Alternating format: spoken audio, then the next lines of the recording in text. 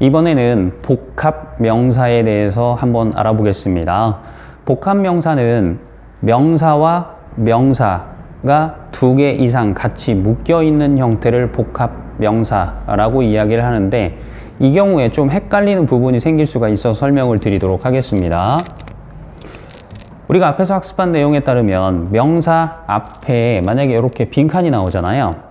그러면 원래는 명사랑 가장 가까운 자리니까 형용사를 쓰셔야 됩니다.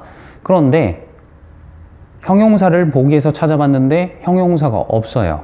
그런 경우에는 예외적으로 형용사 대신 명사를 쓸 수 있습니다. 그래서 이렇게 형용사 대신 들어간 명사, 그러면 명사, 명사의 형태가 되겠죠? 이걸 복합명사라고 불러요. 자, 명사 앞에는 원래 형용사를 써야 되는데 형용사가 없어요. 그럴 경우에 예외적으로 명사를 쓴다 라고 보시면 됩니다. 여기서 주의할 사항이 몇 가지가 있습니다. 이 앞에 들어간 명사는 형용사 대신 들어갔죠.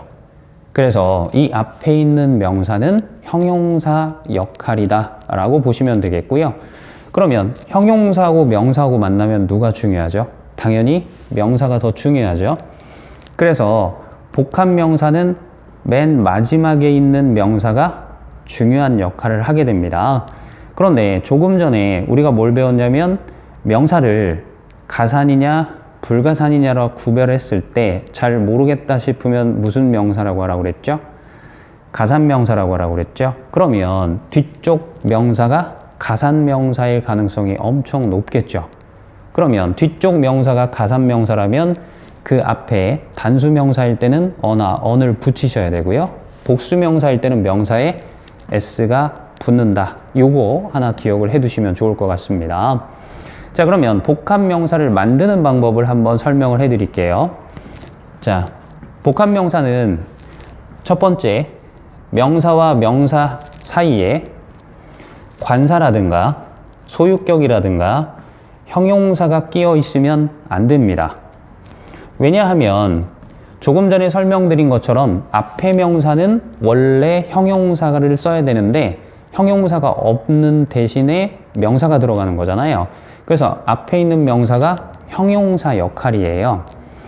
형용사는 명사 수식한다 들어보셨죠? 그럼 수식이 무슨 뜻이라고 얘기했냐면 가장 가까운 자리에 있다 라는 뜻이었습니다. 그럼 볼게요. 만약에 이 명사와 명사 사이에 관사나 소유격이나 형용사를 넣게 되면 이 앞에 있는 명사가 뒤에 있는 명사랑 가장 가까운 자리에 들어갈 수가 없죠. 중간에 관사나 소유격이나 형용사가 끼어 있기 때문에. 그렇죠? 그래서 복합명사가 될 때는 앞에 있는 명사와 뒤에 있는 명사 사이에 관사나 소유격이나 형용사가 낄 수가 없습니다.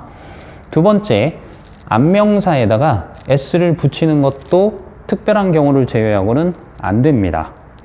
왜냐하면 앞에 명사가 형용사 역할이라고 조금 전에 말씀드렸잖아요.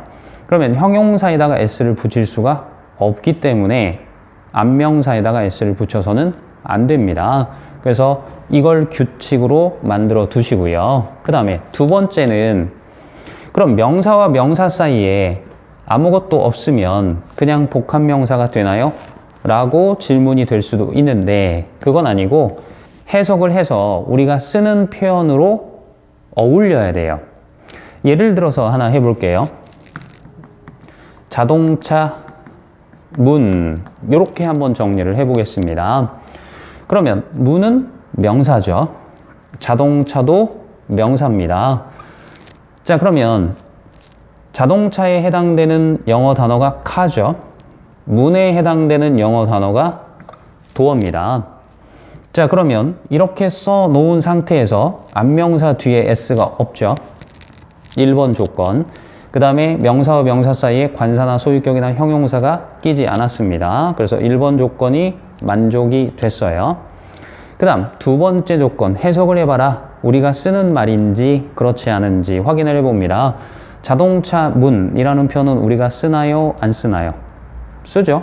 자동차 문이라는 표현을 씁니다. 줄여서 뭐 차, 문 이렇게 쓰잖아요. 그래서 아, 얘는 복합명사가 되는구나 라고 생각을 하셔야 됩니다. 다만 여기서 놓치면 안 되는 게 있어요.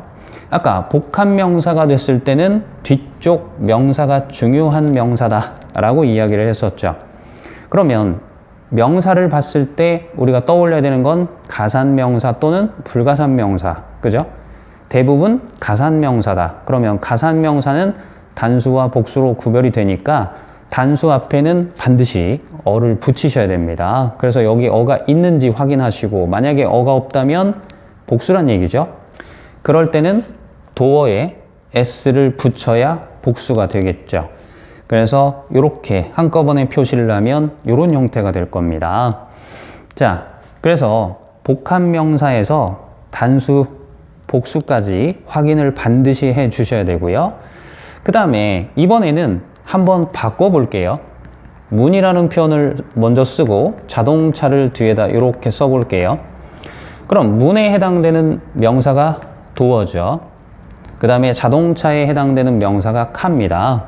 그러면 명사와 명사가 만났으니까 복합명사 조건을 한번 맞춰볼게요. 1번, 앞명사 뒤에 s가 없습니다. 그리고 명사와 명사 사이에 관사나 소유격이나 형용사가 끼지도 않았어요. 그럼 1번 조건이 충족이 됐죠. 그 다음 2번 조건으로 가봅니다. 해석을 해보는데 해석을 했더니 문 자동차예요. 이런 말을 우리가 쓰나요? 안 쓰죠. 없어요. 그런 단어는. 자, 그러면 문 자동차는 명사와 명사가 만나도 복합명사가 되지 않습니다. 시험에 잘 나오는 또 다른 명사 형태를 한번 정리를 해드리도록 하겠습니다. 우리가 많은, 다양한 이렇게 해석이 되는 표현 중에 이런 표현이 있어요. A wide variety of 복수명사라는 표현이 있습니다. 여기서 신경을 쓰셔야 될 게 wide variety of까지가 다양한, 많은 이라고 해석이 돼요. 그래서 얘를 한 단어로 바꾸면 various라는 표현의 형용사로 쓸 수가 있고요. 그 다음에 뒤쪽에 복수명사가 올 수도 있고 불가산명사가 올 수도 있다라고 정리를 해놨는데 이렇게 밑줄을 그어놨잖아요. 이거는 토익 시험은 파트 5, 6를 기준으로 했을 때 빈칸에 뭐가 들어가느냐를 결정하는 문제입니다. 그래서 빈칸이 만약에 나오면 복수명사가 답이고 불가산명사는 빈칸이 아닌 경우에 문장에 나올 수 있다. 이렇게 기억을 해 두시면 되겠습니다. 자, 그 다음에 다양한 형태로 얘는 시험이 출제가 되는데요. variety 앞에 wide가 나올 수도 있고 그 다음에 또는 large라는 표현이 나올 수도 있습니다.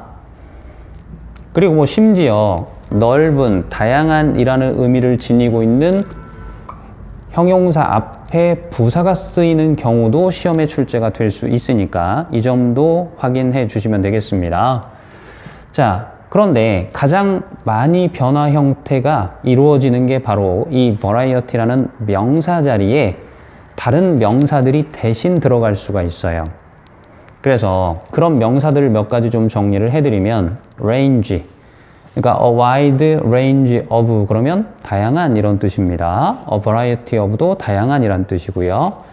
그 다음에 collection이 들어가도 다양한 이렇게 해석이 되고요. selection이라는 단어도 있어요. 그리고 choice라는 단어도 들어가면 요 형태는 다양한 이렇게 해석이 되고요. line도 다양한 이렇게 해석을 하시면 되겠고요. series라는 표현도 있습니다. 이것도 다양한 이렇게 해석을 하시고요. 그 다음에 마지막으로 assortment, 얘도 다양한 이렇게 해석이 되는데 물론 토익 시험에서는 이 표현이 가장 많이 시험에 출제가 되기는 합니다. 그런데 나머지 것들도 시험에 한 번쯤은 나왔던 표현들이에요. 그래서 중요하다고 해서 두 가지만 외우시면 안 되고 나머지 명사들도 뭐 variety of 대신에 예를 들어서 selection이 나올 수도 있고 collection이 나올 수도 있고 시리즈가 나올 수도 있고 다양하게 변화된 상태로 나올 수가 있기 때문에 같이 학습을 해주시면 좋겠습니다.